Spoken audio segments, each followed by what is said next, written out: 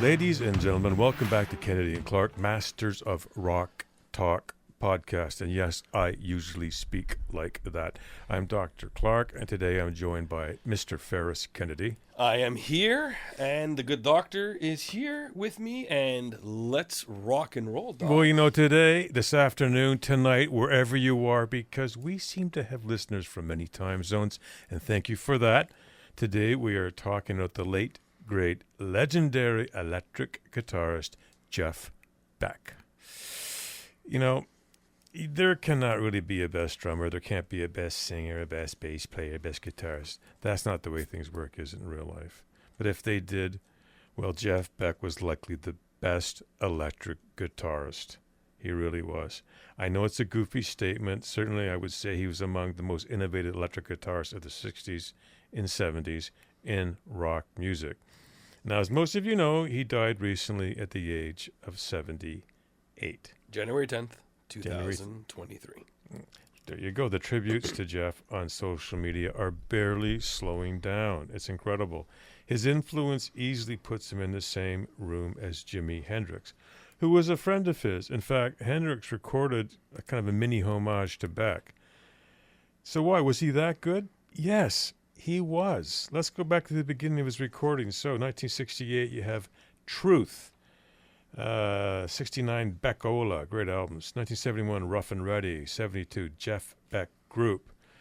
73, Beck, Bogert, and a Piece. Kind of a, what would I call it, like a super group, which I've never liked. 75, Blow by Blow. That's when I first kind of got to know him a bit. Great album. And Wired, which I think was produced by George Martin in 76. I should mention I saw Beck live twice. I don't know if he was a great performer, you know, a great showman. He didn't have to be, really. He was such a great guitarist. He didn't need dry ice or makeup or floating pigs or dancers or whatever the hell. He just had an electric guitar. You know, I'm sure you've heard of the ridiculous backstage riders a lot of rock stars have. You know, I think the M&M's, sequence with Van Halen's legendary. You know what Jeff Beck's backstage rider was? This is the best guitarist in the world. He asked for an ashtray and an armless chair. That's a pro. This is you do it. He's a Sinatra of guitars. He doesn't need little thin cut deli. He wants an armless chair. What I like about Beck, though, is that he's known as one of the essential guitarists of the British invasion. Yeah, he really was. And apparently, or not apparently, but he did. He played both styles in his long, unpredictable career, both pioneering psychedelia, heavy metal, and jazz rock. That's true. You know, I'll get to that. I think he was a restless guy.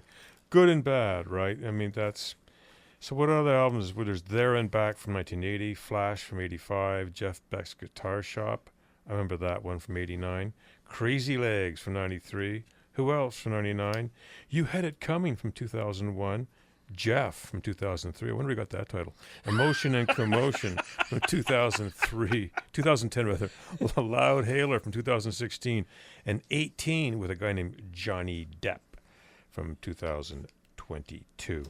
And he did a ton of live stuff. You know what, though? That sounds like he did a lot. But when you look at Jeff Beck, I mean, really, he's been around since the mid-'60s. It's not that much stuff, really.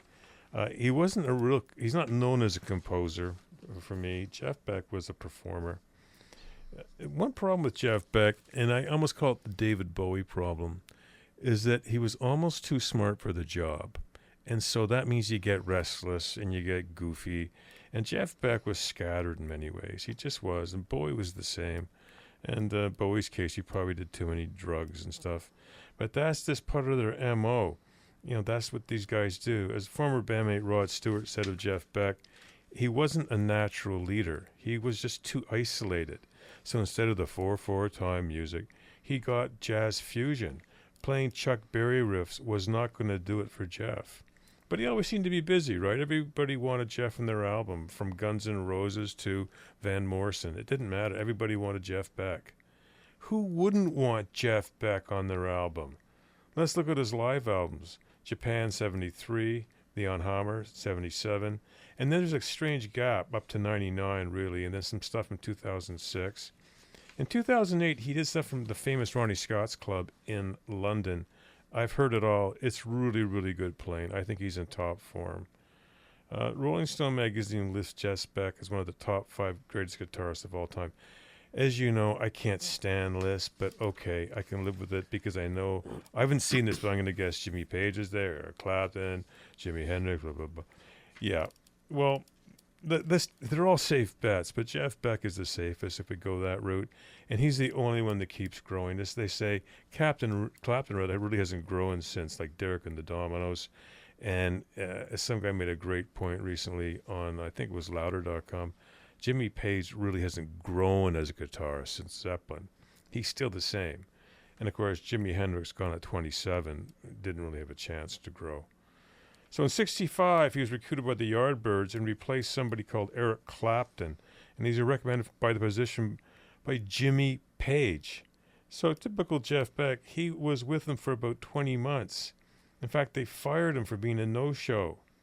He's just difficult to get along with. He's a prickly guy. He was known for having a bad temper. And if you've ever seen a clip of the Yardbirds playing in that great Antonioni movie, Blow Up from 66, it's no wonder they have Jeff Beck smashing up a broken amp in frustration. It was like central casting. By the way, trivia with that, the money he made from that movie, he bought his first hot rod, his first sports car. In 66, he recorded an instrumental called Beck's Bolero. Now, you know who was backing him on this? This is ridiculous. This is like a single. This is the backup. Jimmy Page on 12-string electric. Keith Moon on drums. John Paul Jones on bass. Nicky Hopkins on piano. How can you go wrong? And, of course, Jeff Beck's playing live.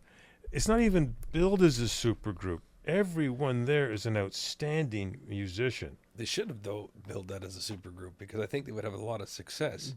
Back then, they didn't know about super. The first supergroup was Cream, which I thought get it, Cream, which I thought was pretentious. I just thought it was. I don't like supergroups. I think it's like getting all these great soccer players together and thinking they're better than just a standard soccer team. It never works out. Or all these great NHL all-stars. There's a fluency to a group. Just because you're good in piano and he's good on bass doesn't mean together, like, you know what I mean? That's not the way the world works. But the Jeff Beck group itself with Rod Stewart and Ron Wood at the time wasn't really considered That's true. Was it considered a supergroup? Were they still known? No. Like where they weren't known. Like Ron Wood, I only knew about Ron Wood from Small Faces. Yeah, really. And then who was a good drummer? Kenny Jones? Kenny Jones, yeah. So which is now odd that he's helping out the Rolling Stones. I know. It's like what goes around comes around. And 60-74 in Jeff Beck group with Rod Stewart on vocals. As we said, Ronnie Wood on bass and Nicky Hopkins on piano. And Ainsley Dunbar on drums. Great drummer. So now we're into that kind of sound that Jeff Beck, that fusion sound that he created in Beckola at 69. A bit of trivia. This blew me away when I found this out. When Syd Barrett left Pink Floyd, well, actually he was kicked out of Pink Floyd in 67, they wanted him replaced by Jeff Beck, but no one had the guts to ask him to join Pink Floyd. When Brian Jones died in 68, they wanted him replaced by Jeff Beck. He said no. So get this. This guy turns down invitations in Pink Floyd and the Rolling Stones. This is a taste of Jeff Beck. Like, it's just, he was a rebel before Neil Young was a rebel. Like, this guy is impressive. Could you have imagined how this would have turned out? You know me, whenever it comes to Rolling Stones, I never really cared much for Brian Jones. I told you this every time. I was kind of happy with Mick Taylor, and then he was replaced by, I guess, Ron Wood. Ronnie Wood. And there we go, right? Yeah. But to me, it's always been Charlie, Keith, Mick. That's pretty well the three that I grew up on. Can you imagine if he would have teamed up with David Gilmour and Roger Waters? Just think of the arguments with Roger Waters. It's just Roger Waters. Roger alone, he argues with himself in the closet. But, I mean, Jeff Beck is not a guy to argue with. He's just a lone ranger. And that's part of the strength and a weakness. As Rod Stewart said, not a great band leader, you know. He goes in too many directions. He never followed trends. Jeff Beck never went after radio play, you know. But when FM stations got big in the early 70s, then they started to play back. In 81, he's with Clapton at one of the Amnesty International benefits, and he was also at Clapton's Crossroads. He played an arrangement of Stevie Wonder's song called Because We Ended as Lovers, and that became a signature tune for Beck. He does a really beautiful job of it. In 85, he went back with Rod Stewart, his old buddy for Curtis Mayfield's People Get Ready. Great song. You know, let's talk this briefly about Jeff Beck and technique. If you can go on YouTube, you can see this. Everyone's always trying to dissect. How does he do that? Because he used king of the whammy bar and the volume control. And he played without a pick, which is very strange for an electric guitar player, but that's what he did. He used a bit of distortion, a bit of fuzz in the early days. What else you need to know? He's a vegetarian since 1969, so he kind of buddied up with Paul McCartney on that. And he built some really great hot rods. There's a video on YouTube where you see some of the rods he built. For me personally, Jeff Beck is one of those guys that was always around, which makes his death leave somewhat of a vacuum. You just expect him to be at the next concert for such and such, the next benefit for such and such. I think he pointed the way, like Hendrix did before him, of what is possible with the electric guitar. With most electric guitar players, you can't really identify their sound. A few stand out, Hendrix, Santana, Chuck Berry maybe. But you hear Jeff Beck, that's Jeff Beck, yeah. So it's that spirit of elevation which is lost now. It can't be planned, it can't be taught. It's very strange. He moved the whole weight forward, and that's extremely rare. And that, ladies and germs, is my humble homage to the late, great Jeff Beck. Yeah, it's been a strange season because with his passing, almost contiguous has been 8 days later, David Crosby. You know, I'll talk a little bit about David Crosby, but I can kind of preface it by saying David Crosby is one of those guys. It's just amazing he made it to 81 because he always seemed, like since he was 60 or something, he always seemed ill. He was in and out of the hospital. He's going into jail. Whatever. He has addictions. He's in rehab. He's up for possession of firearms. He's just one of those gonzo lives. He is one of those few figures in 20th century American music that had as pervasive an influence as David Crosby. And, funny enough, founding member of the Byrds, no, not the Yardbirds, but the Byrds. The Byrds. Similar to Jeff Beck, he helped basically shaped the ringing sound of the 1960s folk rock and pioneered trippy psychedelia. Yet, his greatest fame came as part of Crosby, Stills, and Nash, a supergroup he formed with Stephen Stills and Graham Nash that helped usher in the mature, reflective 70s. Sometimes joined by Neil Young, which in my opinion made the band just 10 times better. And Ian will be like, whoa. Stop. Just stop. 10 times better. You know me. I love Neil Young. And for those of you that know us, whenever we talk about this. That's true. I can handle Neil Young's 2 albums, and then I really think that someone should have shut the mic off. Harvest and After the Gold Rush. Sorry. It ended there for me. Oh. I know. He's with the Byrds. You can hear him on their big hits, 8 Miles High and Turn, Turn, Turn, and Mr. Tambourine Man. But is it any surprise that David Crosby got kicked out of the Byrds by Roger McGuinn, the leader? No, because David Crosby had a bad attitude for a lot of years. The old David Crosby you see on YouTube, and he's wrinkled up in the gray hair, and he's nice, David Crosby. Is David to kind of quote David Bowie? As you get older, you become the person you always should have been, and that's the guy he should have been. But when he was young, he wasn't that guy, and he got kicked out of the Byrds, and so off he went, and he went on his own for a little bit. Didn't really work out. He was down in Florida in 1968, and he discovered a Canadian folk singer you might have heard of, Joni Mitchell, singing in a bar. Brought her back. They were kind of boyfriend, girlfriend, produced her first album, and the rest is history with Joni. And he, as I said, as my buddy said, he joined up with Graham Nash from the Hollies and Stephen Stills from Buffalo Springfield, and they created Crosby, Stills, Nash. And they brought in later my buddy Neil Young. And you know what? The third or fourth gig was a little concert you might have heard of, Woodstock. It's the third or fourth time you play together. You're at Woodstock? The four of them, though. Yeah, Neil Young famously would not consent to be filmed. So if you watch them, you can hear him, but you can't see him in the movie. This is so Neil Young. That'd be so Jeff Beck in a way. Beck's not so paranoid about that, but Neil is paranoid about that stuff. So if you see Woodstock and they're singing Sweet Judy Blue Eyes, the guy you hear in the background, well, that's Neil, but he wouldn't appear on camera. So just going out of his way to be irritating.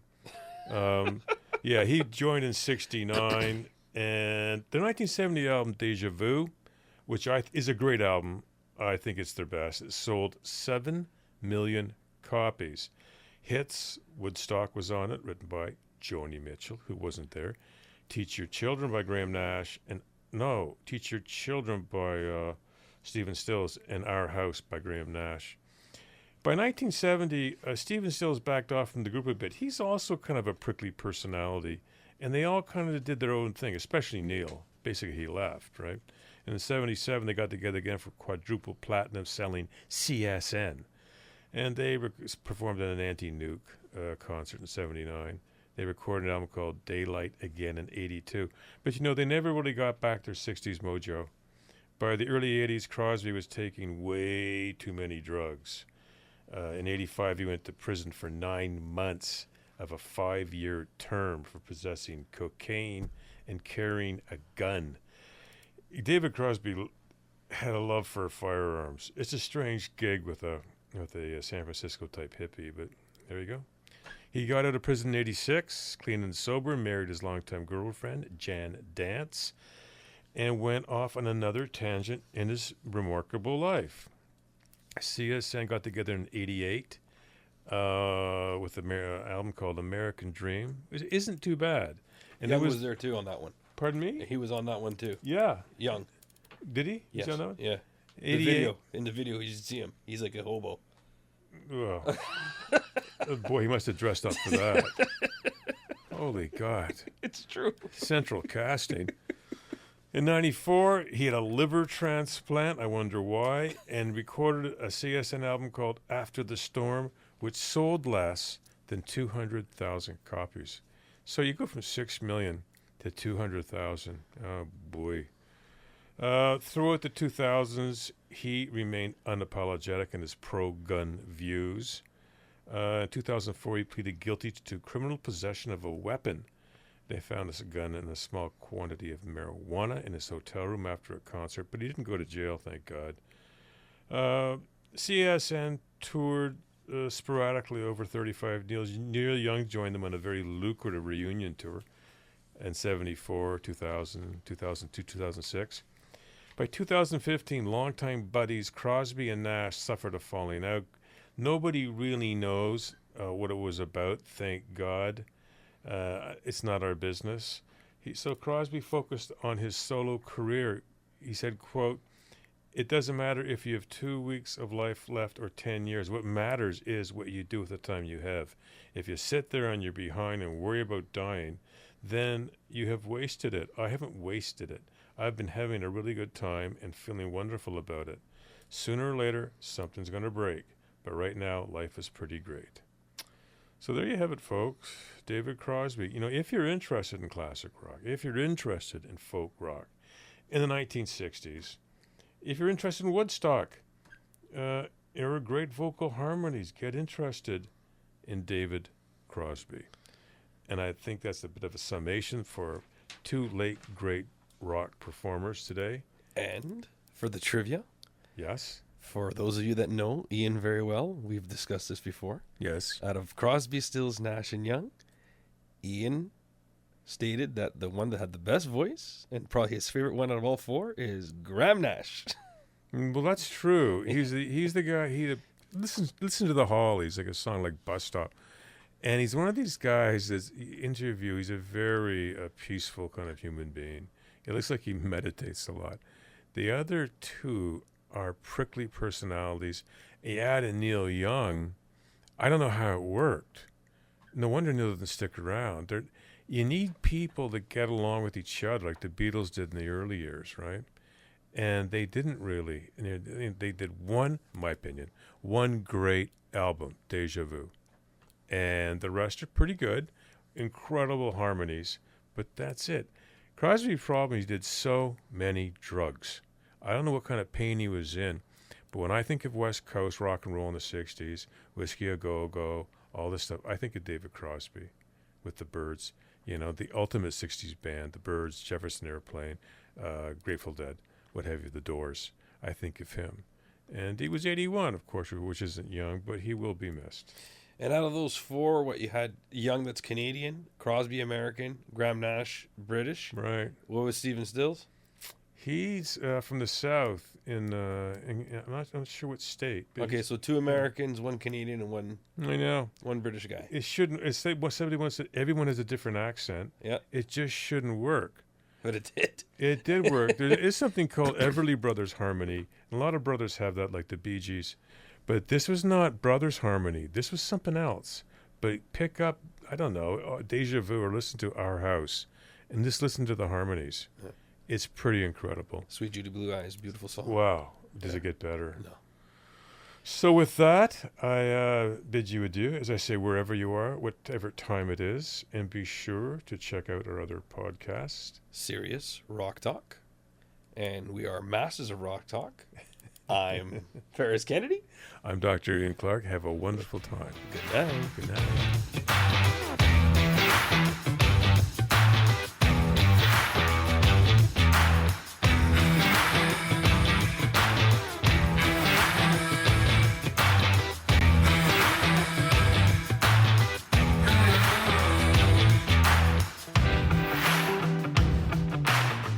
Ah.